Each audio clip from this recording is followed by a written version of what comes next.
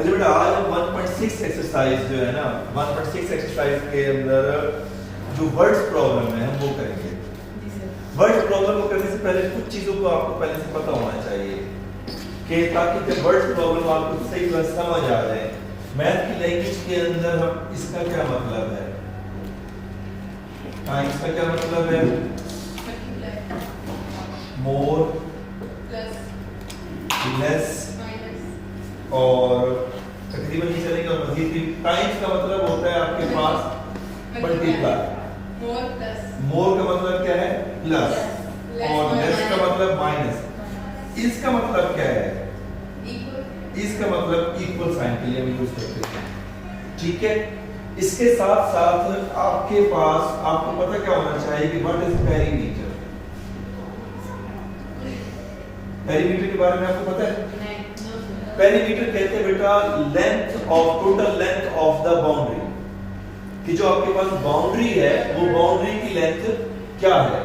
कि अगर for example ये मुझे बुक का पेरीमीटर लेना है तो इसकी यहां से स्टार्ट करेंगे बाउंड्री, ये लेंथ फिर विड्थ फिर लेंथ फिर विड्थ, तो रेक्टेंगल की बाउंड्री आ जाएगी। या ये जो आपके पास व्हाइट बोर्ड है तो इस व्हाइट बोर्ड की बाउंड्री की अगर मैं टोटल कैलकुलेशन लेता हूं दैट इज कॉल्ड पेरीमीटर, ठीक है। तो पेरीमीटर आपके पास क्या होता है कि अगर रेक्टेंगल है या आपके पास स्क्वायर है तो चारों साइडों का सम, चारों साइडों के लेंथ का जो सम है वो पेरीमीटर कहलाता है। अब हमारे पास जब इन चीजों का आपको पता चल जाता है तो उसके बाद आप जब क्वेश्चन करेंगे तो आपको किसी स्टेटमेंट समझ आएगी। जैसे इसके अंदर क्वेश्चन नंबर 2 में कहता है the length of the rectangle is 4 times of its width. For example सबसे पहले हम एक रेक्टेंगल बना लेते हैं।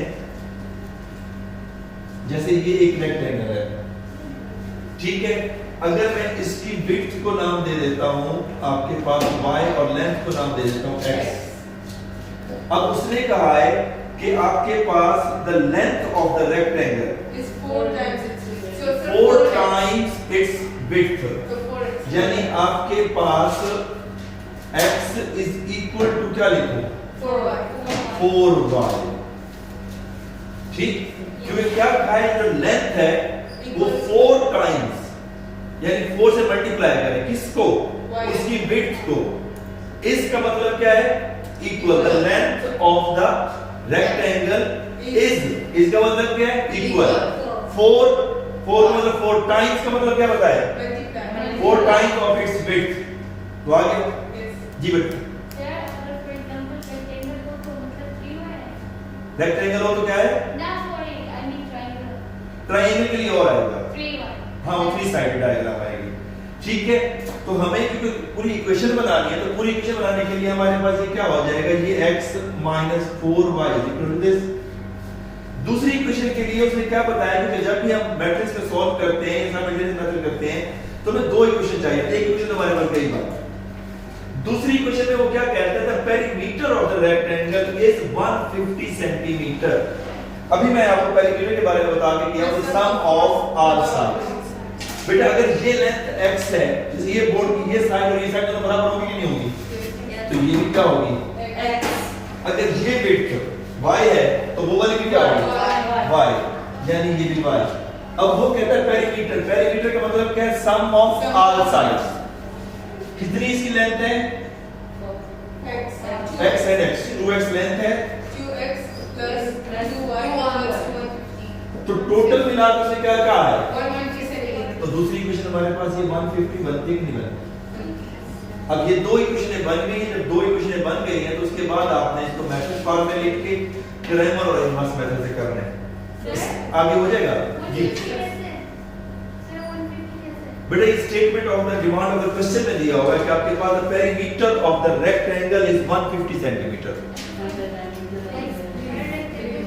हर रेक्टेंगल के अंदर 150 नहीं होगा। अगर वो 150 की बजाय अगर हमें कहता the perimeter of the rectangle is 100 then we will put it here 100। लेकिन सवाल की स्टेटमेंट जैसे मैंने आपको बताया कि जो हमारे पास इस वक्त एसएनओ बेस्ड क्वेश्चन आ रहे हैं वहां पे आपके पास चेंज हो जाती है।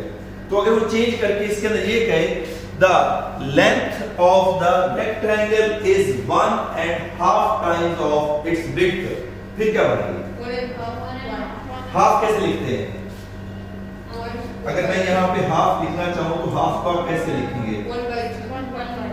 गुड, ये 1/2 और 1.5 होगा तो तो 1/2. अगर 1.5 होगा तो 1, अगर एंड आपके पास हाफ 1/2. टाइम्स, तो इसका मतलब क्या है? 1 into 1/2 या सिंप्लीफाई करने पे क्या आ जाएगा? 3/2। अगर वो सवाल की स्टेटमेंट की मैं खुद से सवाल आपके पास बता रहा हूं कि अगर आपके पास जो चेंज होने की पॉसिबिलिटी आ सकती है किस किस तरह से आपको पता है, तो अगर वो कहते हैं कि length of the rectangle is 1.5 times of its width, तो फिर हमारे पास x इज इक्वल टू क्या आ जाएगा? 3/2y। बात समझ आई? क्योंकि ये मैं आपके पास इसलिए बता रहा हूं कि आपके पास जो आगे क्वेश्चन आने वाले हैं वो चेंज भी हो सकते हैं, तो आपको खुद से क्वेश्चन बनाना भी आए। आमना क्वेश्चन यहां बनाना है, बेसिकली बेटा, ठीक है? तो आपके पास इससे आगे तो आप कर लेंगे ना मैट्रिक्स फॉर्म के अंदर, क्रैमर रूल और इनवर्स मेथड, क्योंकि क्वेश्चन नंबर 1 की शेप में आ गए। इसको मजीद सिंपलीफाई करना चाहें तो आप इसको 2 में डिवाइड करके आपके पास x + y = 75 बन जाएगा, तब भी हम कर सकते हैं। ये ऐसे करें तब भी रह सकता है। फिर 3, क्वेश्चन नंबर 3 की स्टेटमेंट क्या है? Two sides of a rectangle differ by 3.5 differ. Good. अब जैसे आपके पास मैंने यहाँ पे कुछ लफ्ज अभी जो रह गए थे वो भी आपके पास साथ साथ बताता है। दो चीजें होती है, एक होती है सम, दूसरा होता है डिफर। सम मतलब प्लस, डिफर मतलब सम का मतलब क्या होता है? Plus, differ minus. माइनस। इसी तरह से एक वर्ड और भी यूज किया जाता है, प्रोडक्ट, प्रोडक्ट, मल्टीप्लाई। यानी मैथ की लैंग्वेज में अगर आपको इन चीजों के मीनिंग आती है ना, मैथमेटिकल नोटेशन, तो फिर आपके पास वर्ड्स प्रॉब्लम को सॉल्व करना इजी होता है। ठीक है? अब उसमें अगले सवाल में फिर रेक्टेंगल का है, हम फिर से एक रेक्टेंगल बना लेते हैं। ठीक है? सेम उसी तरह से इसकी y और इसको x कह देते हैं, यानी उसकी लेंथ को हमने कैलकुलेट कर लिया x और विड्थ को y।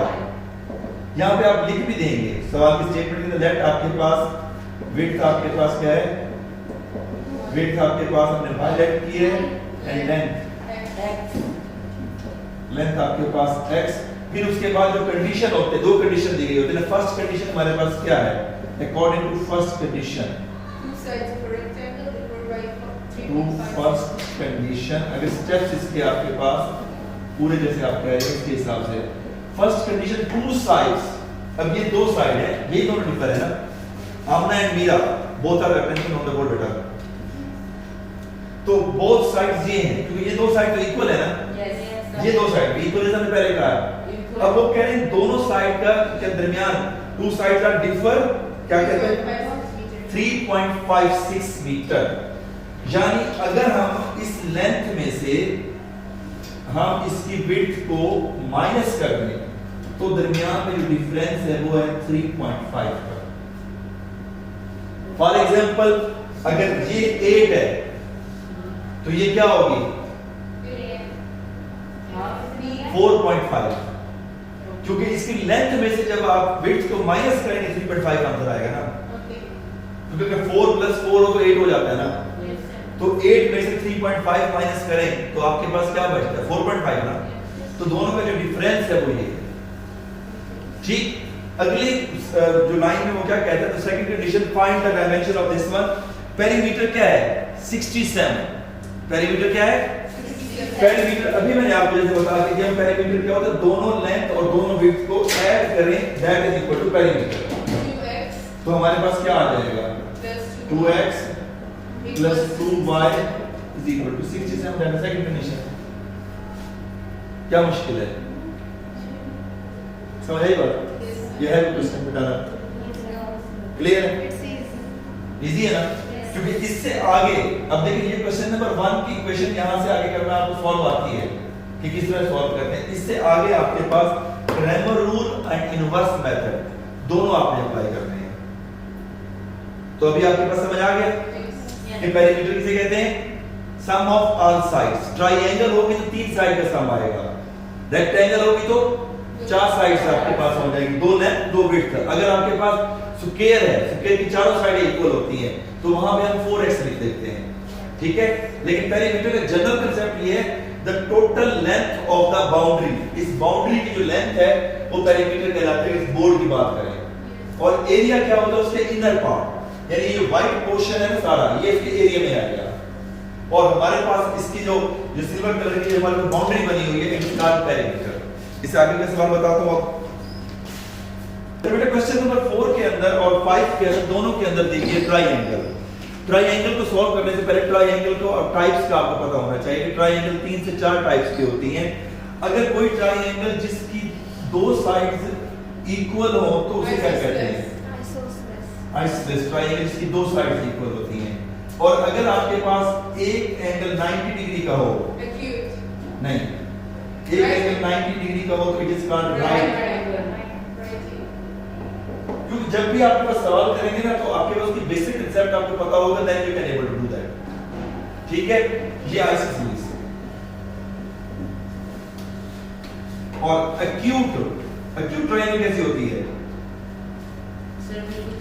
एक्यूट ट्रायंगल ऐसे होती है जिसका हर एंगल लेस देन 90 हो, यानी उसका अंदर जो भी एंगल होगा 90 से बड़ा कोई एंगल भी नहीं होगा। राइट ट्रायंगल के अंदर ये बॉक्स होता है, ये बॉक्स किसकी अलामत होता है कि यहाँ पे जो एंगल है theta that is equal to 90 इसे हम क्या कहते हैं? एक्यूट। एक्यूट के बाद ऑब्ट्यूज। ऑब्ट्यूज कैसे होती है ट्रायंगल? जिसमें आपके पास एक एंगल क्या हो ग्रेटर देन 90 डिग्री हो, वो ऑब्ट्यूज एंगल कहलाती है। ये